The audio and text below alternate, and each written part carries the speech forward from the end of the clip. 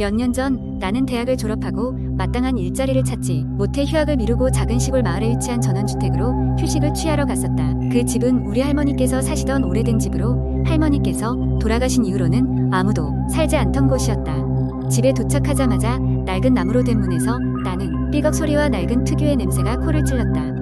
그날 저녁 나는 먼지를 털어내고 집안을 정리한 후 지쳐서 이른 시간에 잠자리에 들었다. 그런데 한밤중 나는 알 수 없는 소리에 잠에서 깼다. 벽 너머에서 부스럭거리는 소리가 들렸다.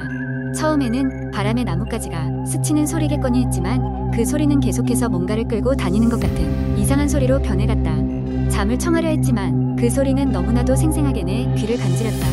결국 나는 조사를 해보기로 하고 후레쉬를 들고 용기를 내어 소리가 나는 방향으로 조심스럽게 다가갔다. 소리는 다락방에서 나는 듯했다. 다락방 문을 열자 묵직한 먼지 한이 코를 스쳤고 구석에서 마치 사람들이 모여 앉아있는 듯한 그림자가 느껴졌다. 나는 잠시 망설이다 불을 켜보았다. 다락방에는 할머니의 낡은 가구들과 상자들만이 있었다. 모든 것은 평범해 보였지만 마음 한 구석에서는 지속적으로 불안감이 엄습했다. 곧 나는 아무것도 발견하지 못하고 다시 잠을 청했다. 다음날 오전 시내에 나가던 중 이웃 주민들과 이야기를 나눌 기회가 생겼다. 그들은 나에게 그 집에 얽힌 이야기를 들려주었다. 주민들은 이상하게도 그 집을 소리의 집이라 불렀다. 과거 할머니께서 돌아가신 데 모종의 사연이 있었다고 했다.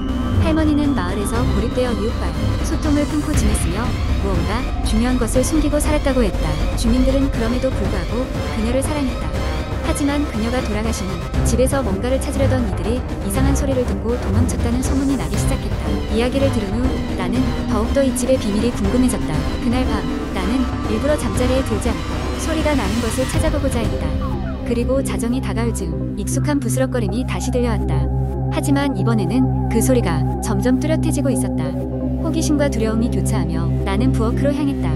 부엌 바닥에 전에는 없던 작은 문이 보였다. 그 문은 매우 낡았지만 분명히 손으로 많이 쓰인 흔적이 있었다. 나는 심호흡을 하고 문을 당겼고 그것은 생각보다 쉽게 열렸다. 아래로 이어지는 사다리가 있었고 희미한 불빛이 새어나오는 것을 볼 수 있었다. 무엇이 있는지 확인하고 싶지 않을 수 없었다. 밑으로 내려가자 작은 방이 나타났다. 그곳에서는 무언가가 기이하게 반짝이는 것을 볼 수 있었다. 주위 벽에는 할머니의 필체로 적힌 수많은 메모가 붙어 있었다. 그들이 나를 찾고 있다. 소리를 멈추게 하라. 메모는 불길한 메시지들로 가득했다. 바로 그때 방 한구석에서 누군가의 검은 그림자가 움직이는 것이 보였다. 나는 두려움에 몸이 얼어붙었지만 그 그림자가 다시 움직이지 않는 것을 확인하고 방을 둘러보았다. 거기에는 오래된 카세트 플레이어가 있었고 그것이 소리의 근원임을 깨달았다. 할머니는 아마도 무언가를 기록하기 위해 사용했던 듯했다. 플레이어를 멈추자 소리는 완전히 사라졌다. 현실감이 돌아오자 나는 그제서야 할머니가 오랜 고독 속에서 누구에게 쫓기듯 살아왔을지도 모른다는 생각에 가슴이 아팠다. 나는 모든 것을 원래대로 두고 조용히 밖으로 나왔다. 그 후 다시는 소리는 들리지 않았고 나는 마침내 그 집의 좁은 방에서 진정한 평화를 찾았다.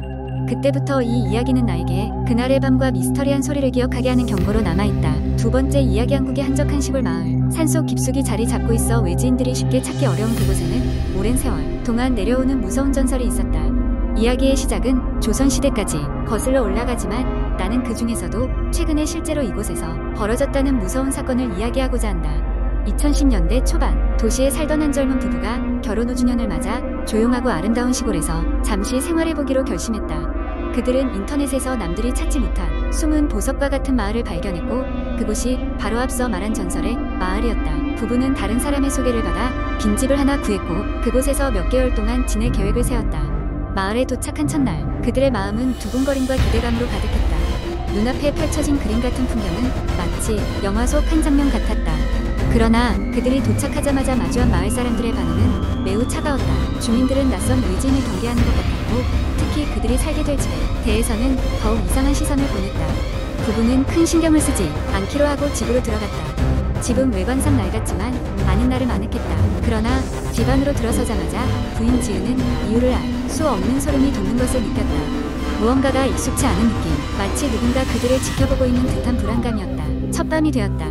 밖에서는 귀뚜라미 소리와 멀리서 들려오는 부엉이의 울음소리가 들리는 가운데 지은은 침대에 눕자마자 깊은 잠에 빠졌지만 남편 민수는 좀처럼 잠이 오지 않았다. 그는 낡은 집의 삐걱거리는 소리와 함께 어딘가에서 흐느끼는 소리가 들리는 듯했다. 민수 민수는 이를 무시하고 잠을 청하려 했으나 점점 더 뚜렷해지는 소리에 그는 결국 자리에서 일어나 집안을 둘러보기로 했다. 민수는 손전등을 들고 소리가 나는 방향으로 조심스럽게 다가갔다. 소리는 지하실로 이어지는 계단 아래에서 나는 것 같았다. 그는 망설이다가 끝내 탁한 계단을 내려가기로 마음먹었다. 지하실 문을 열었을 때 먼지 쌓인 오래된 가구들과 쓰임새를 알 수 없는 공구들이 흩어져 있었다. 그리고 그 한가운데에는 누군가의 낡은 일기장이 있었다. 민수는 그 일기장을 집어들고 몇 장을 넘겼다. 글씨는 흐릿했지만 이해할 수 있을 정도였다. 거기에는 과거 이 집에 살던 한 가족의 이야기가 적혀 있었다. 내용은 처음에는 평범했으나 페이지를 넘길수록 어둡고 기이한 이야기로 변해갔다. 일기장은 가족이 차츰 알 수 없는 힘으로 인해 미쳐가고 있다는 내용으로 끝을 맺고 있었다. 그날 밤 다시 잠자리에 들었을 때 민수는 그 일기장의 내용이 마음에 걸렸지만 아내에게는 이야기하지 않기로 했다. 그러나 그날 이후로 그들은 이상한 일들을 경험하기 시작했다. 새벽만 되면 어김없이 들려오는 속삭임, 분명히 끈 불이 갑자기 켜져 있는 현상, 그리고 무엇보다도 한밤중에 들려오는 갑작스러운 울음소리. 부부는 점점 두려움에 휩싸여갔다. 결국 지은도 이 이상한 기운을 느끼기 시작했고 어느 날 밤에는 꿈에서 한복을 입은 여자가 나타나 자신의 집에서 나가라고 경고하는 꿈을 꾸었다. 아침에 일어난 지은은 이 일을 민수에게 이야기했고 그들은 이 마을과 집에 대해 더 많은 정보를 알아보기로 했다. 결국 그들은 마을의 원로에게서 이 집과 마을에 대한 끔찍한 비밀을 듣게 되었다. 이곳은 사실 과거에 큰 비극이 있었던 장소였으며 그 일 이후로 영혼들이 떠돌며 자신들의 이야기를 전하려 한다는 것이었다. 많이 겁에 질린 부부는 원로의 충고를 듣고 그 즉시 마을을 떠나기로 결심했다. 부부는 즉시 짐을 챙기고 서둘러 마을을 떠났다. 차가 마을을 벗어나기 시작할 때 그들은 마지막으로 뒤를 돌아봤다. 그들의 떠나는 모습을 쓸쓸히 바라보는 마을 사람들의 모습과 함께 그 집의 창문에는 누군가의 그림자가 살짝 드리워져 있는 것처럼 보였다. 그리고 얼마 후 그 집은 다시 오랫동안 비워졌다. 부부는 집에 도착한 이후로 별다른 이상 현상은 겪지 않았다. 하지만 가끔씩 그 집에 대해 그리고 마을에 대해 꿈을 꿀 때면 아직도 섬뜩한 기분에 시달리곤 한다고 했다. 그 뒤로도 그 마을의 전설은 점점 더 많은 사람들에게 전해졌고 그 어떤 외지인도 그 집에 들어가려 하는 사람은 없었다고 한다. 세 번째 이야기의 이야기는 어린 시절 내가 겪었던 기묘한 경험에 대한 것이다.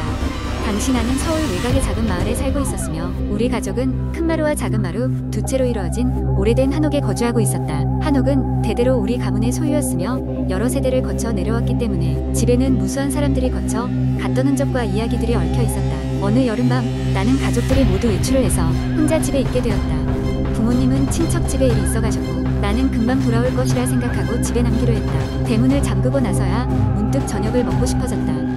그래서 부엌으로 가서 냉장고에 남아있던 찬밥을 데워 먹었다. 밥을 다 먹고 나니 무더운 여름, 날씨 때문인지 졸음이 몰려왔다. 나는 작은 마루에 놓인 평상의 몸을 눕혔다. 그렇게 잠이 들려던 찰나 문득 작은 소리가 들려왔다. 귓가에서 탁하는 소리가 나는 듯했다. 움찔하며 경계심을 가졌지만 소리가 매우 작고 규칙적이어서 착각이고 말고 할 것이 아니었다.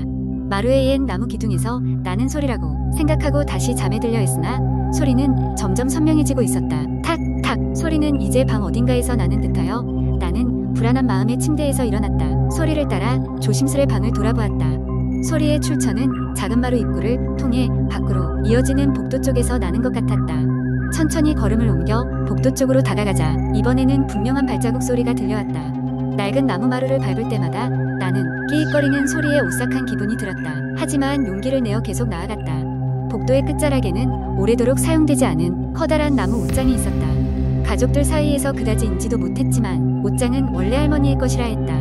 할머니는 늘 옷장에 수놓은 이야기가 있다고 했지만 어린 나에게는 어려운 이야기였다. 이제서야 이 오래된 옷장이 왠지 모를 두려움의 상징으로 다가왔다. 갑자기 옷장에서 쿵 하는 소리가 나서 심장이 멈추는 듯했다. 나는 한 걸음 더 다가가서 귀를 기울였다. 손을 조심스럽게 옷장 손잡이에 올리고 문을 열려던 순간 뒤에서 문이 닫혔다. 작은 마루의 문이 결코 저절로 닫히는 법은 없었다. 당황한 나는 뒤로 돌아 문을 다시 확인해보려 했다. 하지만 옷장의 문은 내가 바라보는 사이 스르륵 열리기 시작했다. 열리는 틈 사이로 어디선가 아이의 웃음소리가 들렸다. 순간 심장이 덜컹거렸지만 발이 땅에 붙은 듯 움직일 수가 없었다. 옷장이 조금 더 열리자 그 안엔 낡은 장난감 곰인형이 하나 있었다. 곰인형은 세월의 흐름 때문인지 여기저기 헝클어져 있었고 꼭두각시처럼 제멋대로 움직이는 것처럼 보였다. 그때 곰인형이 천천히 고개를 돌려 나를 향해 바라보았다. 설마 인형이 움직일 리 없다는 생각을 하려던 순간이었다. 곰인형의 눈에서 눈물이 흐르기 시작했다. 목소리가 흘러나왔다. 함께 놀자.